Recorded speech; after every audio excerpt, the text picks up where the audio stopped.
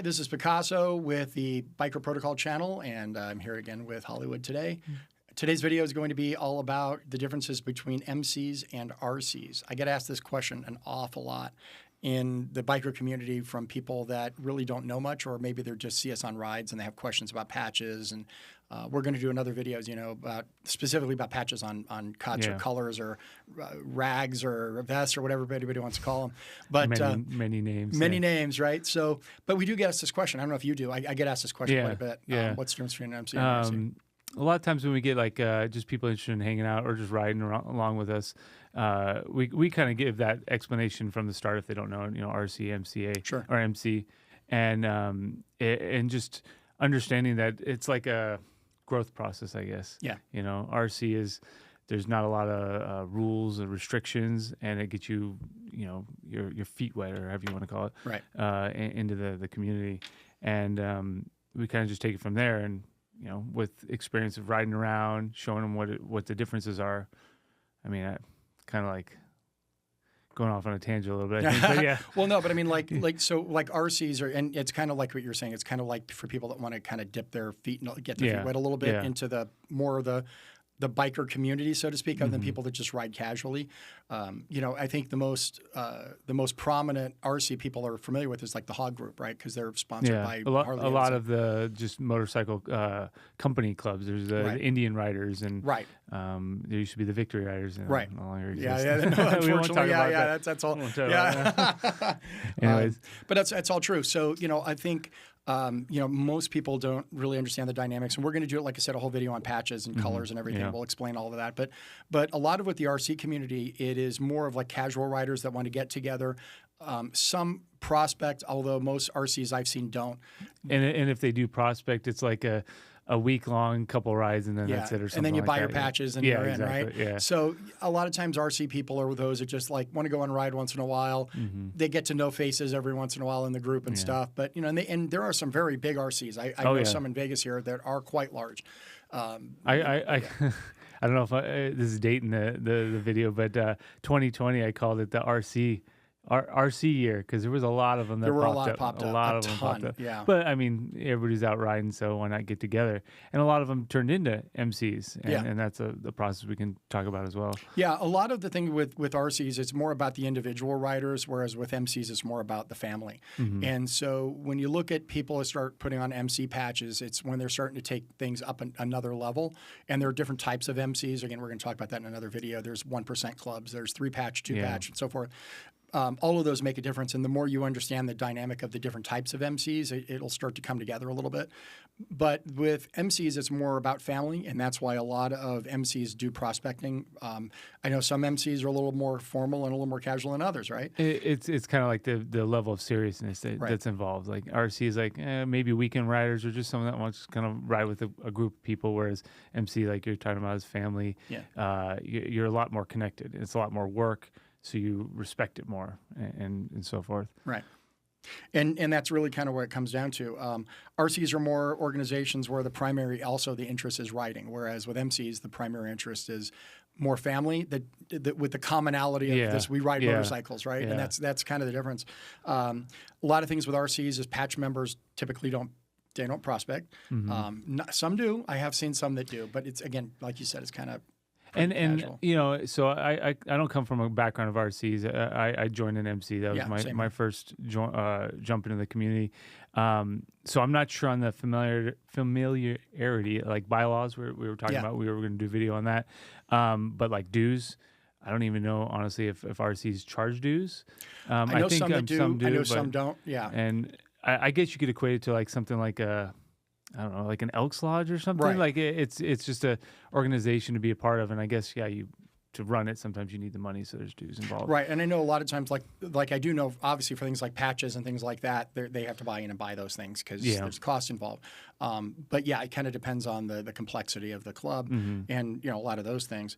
And also with RCs, even though it is more like a casual thing, we recommend a lot of times, and a lot of people are not really completely familiar with this when they start to form an RC, is that it's still a good idea to get permission from a dominant club in the area. Yeah. Anytime you're throwing patches on, no matter what, it's always a good idea to contact your local dominant club. Yeah. We're going to do a video on that too. And if you don't know who your dominant club is, maybe you need to rethink about patching up anything. In general, right? Because we've seen that happen before with some not so good consequences. So, So the process, and maybe you can touch on this a little bit, the process. So for, and maybe this is diving into too deep into it, but the process of not starting MC or RC, but joining RC versus MC too. There's a little bit of a difference there. A lot more work involved, I guess, as well. Yeah. So if you're joining an RC, like I said, I think you hit on it. A lot of it is just mostly finding some people that you like riding with, and it could be around a common theme. You know, the Harley groups or the motorcycle groups. Some of them might have a common theme around. Maybe their church, maybe it's just a bunch of friends that get together. You know, I've seen a lot of RCs start up because 5 guys just ride together all the time. You know, and so they decide, well, let's make a club, right?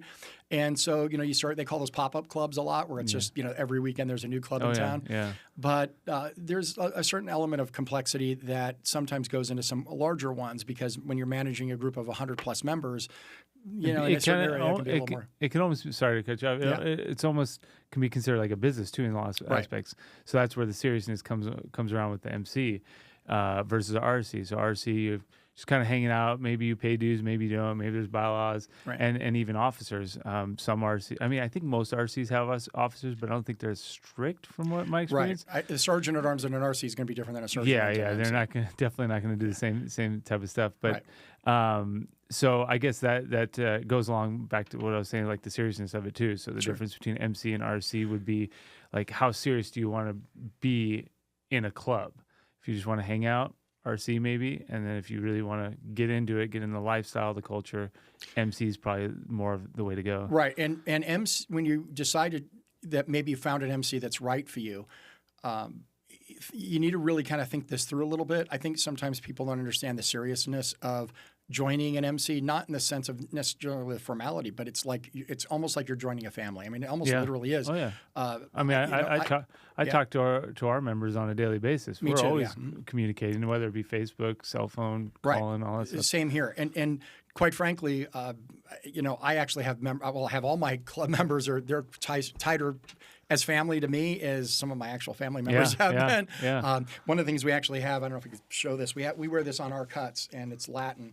And we this is our club motto is, it's blood makes relatives, loyalty makes family. And that's kind of our motto. That's a good one, Because there's a lot of truth to that. Yeah. And so when you're becoming an MC member, the reason a lot of MCs prospect, and we're going to, again, do a whole video on prospecting, but prospecting is something that I think people don't always understand. When people hear, well, I got to be a prospect, and I'm 48 years old, and I'm too old for that crap. Yeah. But, there's so much value to it that can't really always be explained, but it's understood once you've gone through it. We've all done it, right? Yeah. I have, you have. And so the value of it isn't like to be treated like dirt, and it's not like a hazing ritual in a fraternity. The reason people prospect is for a lot of reasons, but the 2 main reasons is for the club to make sure that the individual is going to be the right fit. Yeah. But it's also for the individual to make sure that they're going to be the right fit for that group, because it's essentially like spending time joining a family. And that's why we have learned, I can't speak for Black Patch, but I know for our club, we started learning that the longer we prospect our members, the better members they become. So that's like a whole video on its own, right? Exactly. Yeah, I mean, we could talk for hours on prospecting. We'll definitely be putting something together for that. Going back to the RC thing. So way I've seen it, again, I didn't join an RC in the beginning, but RCs can also be the stepping stone to becoming an MC. Correct. So it's like weeding out. I don't want to say the weak ones, but the ones that aren't as serious. So again, going back to the serious aspect of it. So the RC is guys get together, want to wear a patch, want to feel cool, and not trying to insult anyone or disrespect, but and then the ones that actually become serious and actually carry forward. And I've seen it myself with certain RCs where they became an MC, and you see those ones that were really into it, almost usually the ones that kind of start the RC and they carry it through, and then the ones that drop out. So it's kind of like that growth stage. It's like the first stepping stone to join in it. It's all true.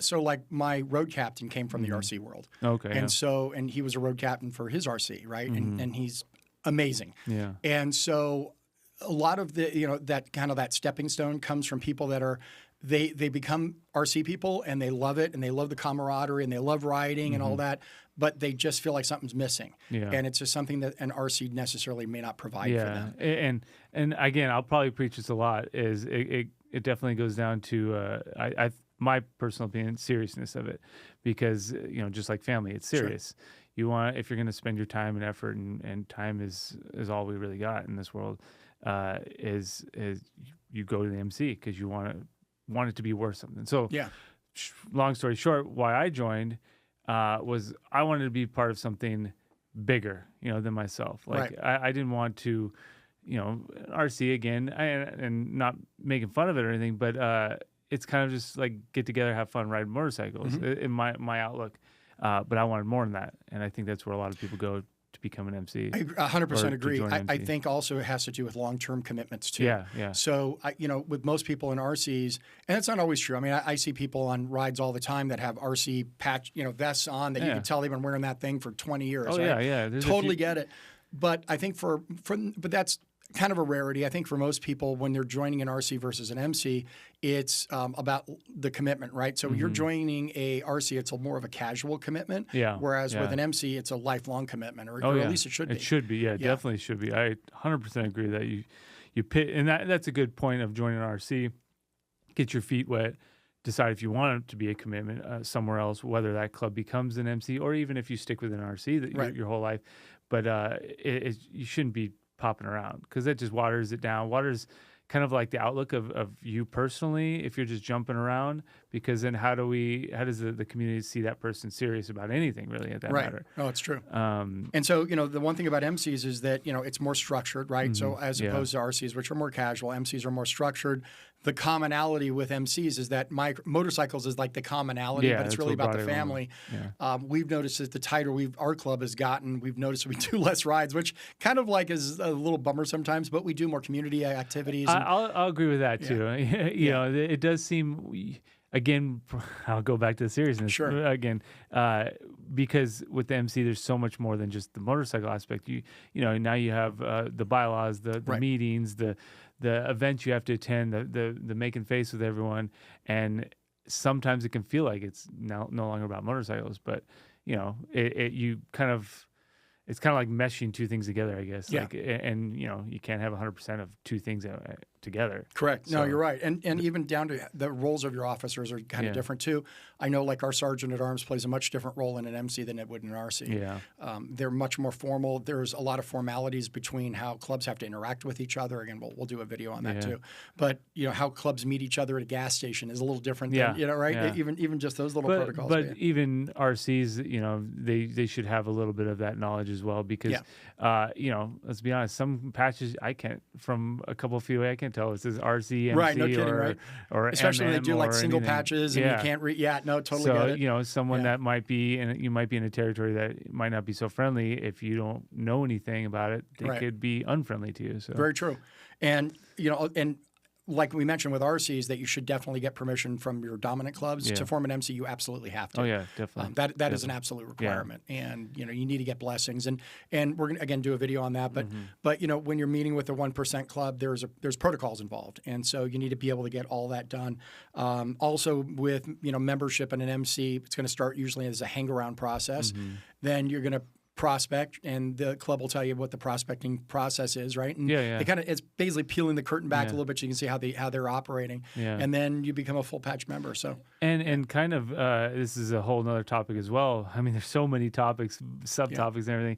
RC, if say you wanted to start a club, RC is probably the best spot, because then it also gives the community a way to view how you guys carry yourselves. Correct. And again, like going back, I think that's the general process. RC, then the RC can graduate to MC and then be part of that community and that world. Right. And the other last point to make on this is with kind of the difference between MCs and RCs is, for lack of a better way to put it, RCs patches are generally purchased.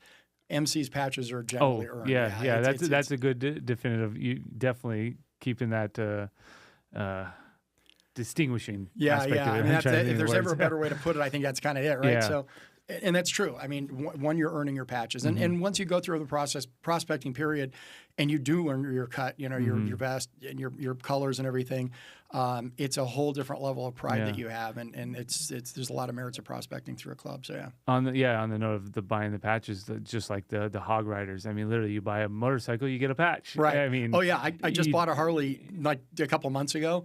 And it's like, congratulations, you're a hog member. I was Is it really? Really, truly. And I was like, wow, I didn't know I was a member of that. Okay, cool. Oh, yeah, they sent me the pin and Did they send you didn't patches? sign up for, no patches, but I think once I started paying dues, I guess, or something, they probably give that. But yeah, I got a road pin and they sent me a whole kit. So wait, I was kind of surprised, You have to pay dues at the hog riders too? I don't know if you do. Buying the motorcycle? Well, I don't know. I think they give you like your dues for a year for free when you buy it. Something like that, But I got this big box. It was pretty funny. Yeah, a good example of that. Like you bought a motorcycle, they're like, welcome to the club. Welcome to the club, yeah. And that, I mean, that's cool on its own too. Like if aside from if you have no interest in being part of the motorcycle club world, it's cool to be part of a group of like-minded people. Nothing wrong with that. And especially from the hog perspective, right? It's smart because it keeps you in the family and their family, right? Yeah. And so you buy more stuff from them, right? Because why not?